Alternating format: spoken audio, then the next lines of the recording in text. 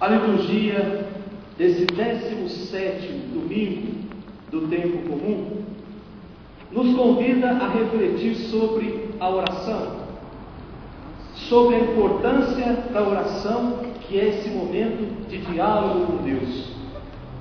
Portanto, a liturgia vem nos ensinar a rezar e ao mesmo tempo vem nos propor que oração verdadeira, oração sincera, é aquela que brota do nosso coração em forma de diálogo com Deus, e nos convida a fugir dessas orações já prontas. A nossa primeira leitura, livro do Gênesis, o texto que nós lemos hoje é a continuação da primeira leitura de domingo passado. Eu não sei se todo mundo lembra qual era a primeira leitura de domingo passado. Abraão estava sentado na porta da sua tenda. De repente ele avista 3 homens vindo na sua direção.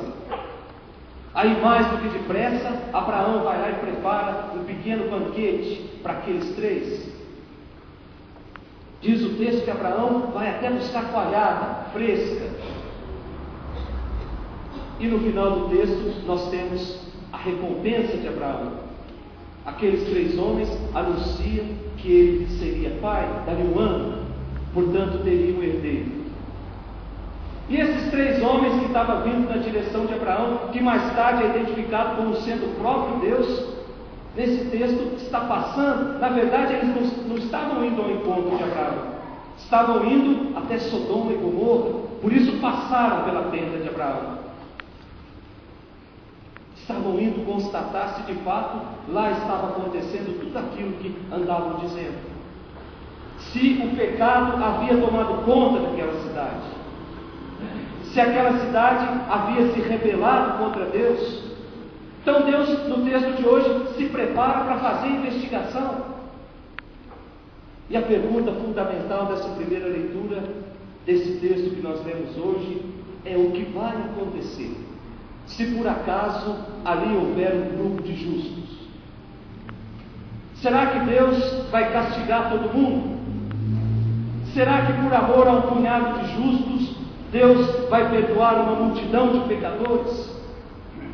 É essa pergunta que perpassa nessa primeira leitura. Na verdade, gente, essa era a mentalidade da época. A família se unia para fazer o bem, mas também se unia para fazer o mal. Portanto, quando vinha o castigo era para todo mundo da família, não era só para um. Se uniam para fazer o bem, ou uniam-se para fazer o mal, o castigo se estendia para todo mundo. Tanto é verdade isso, gente, que esse texto foi escrito mais ou menos 1000 anos antes de Cristo. A mentalidade perpassa até que o judeu identifica aquele que era portador de alguma deficiência, os cegos, os coxos, os paralíticos, como fruto de um pecado. Se não foi ele que pecou, foram os seus antepassados que pecaram. Portanto, essa mentalidade para o judeu era que o pecado, o castigo, era fruto do pecado. Uma deficiência física era fruto do pecado. E Jesus vem dizer que não. Jesus vem dizer que Deus odeia o pecado, mas Deus se desdobra em amor e carinho para com o pecador, porque Ele sabe que o pecador pode ainda entrar no caminho de uma vida nova. Por isso, nós somos convidados a odiar o pecado, mas amar o pecador. E o texto que nós lemos hoje, nós podemos perceber que o autor ele começa a fazer um jogo com Deus.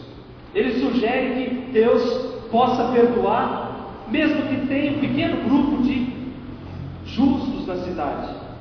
Olha só a ousadia de Deus, sugerindo que a justiça de alguns é mais importante do que o pecado da maioria.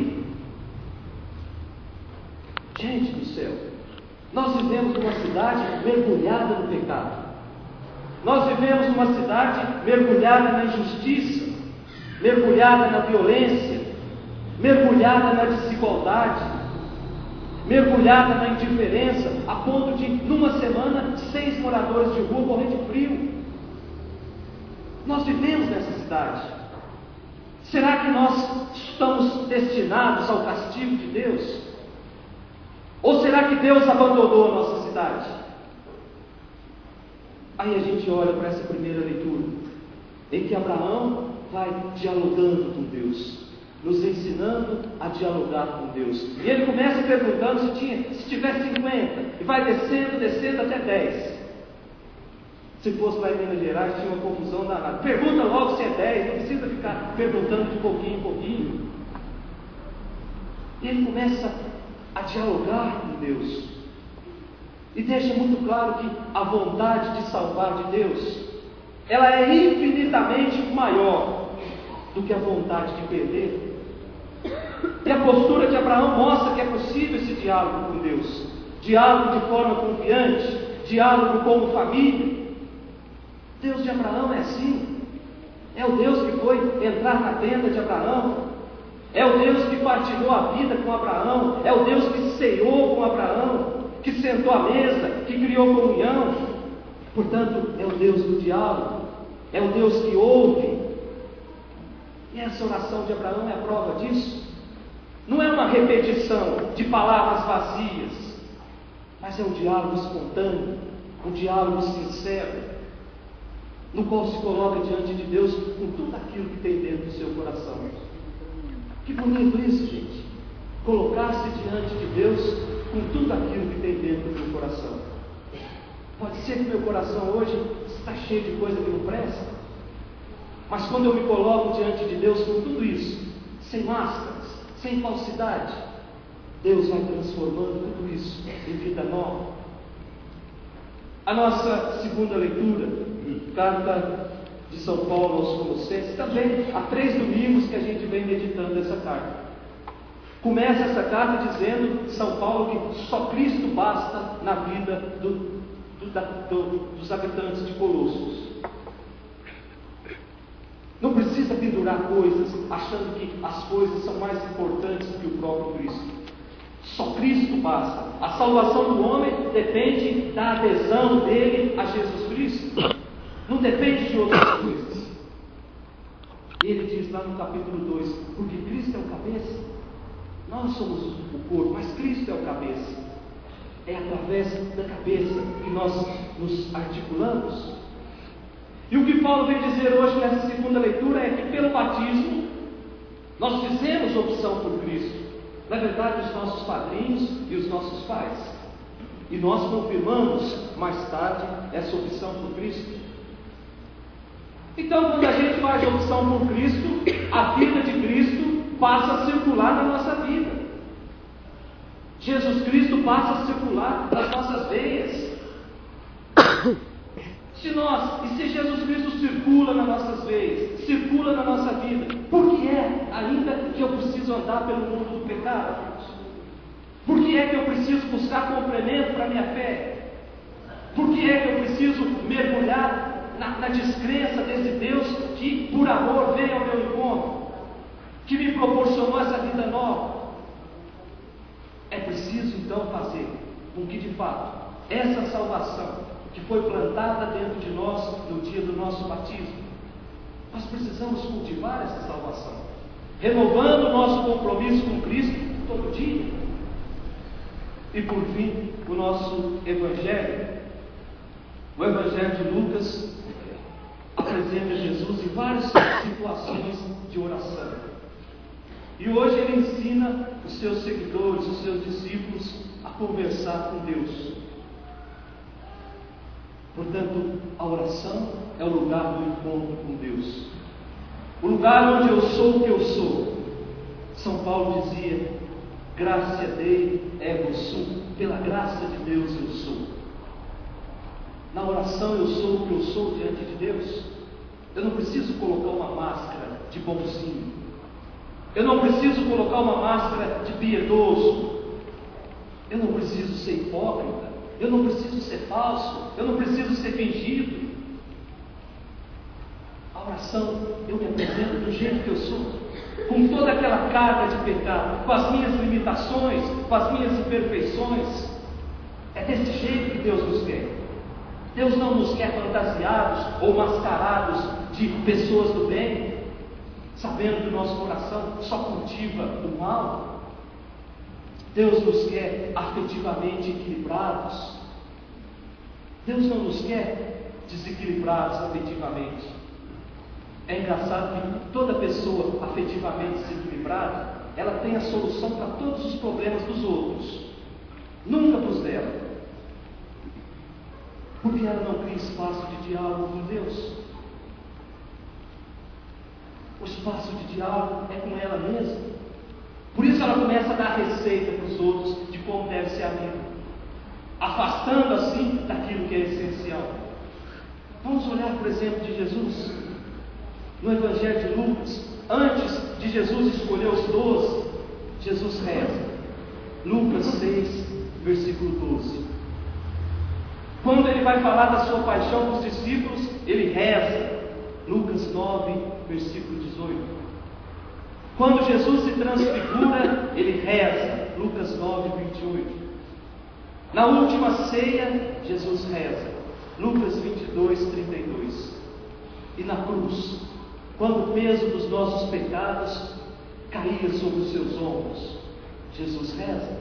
Lucas 23, 34. E eu fiquei muito tempo me perguntando por que é que Jesus, sendo Deus, Jesus precisava rezar. Aí a gente chega à conclusão de que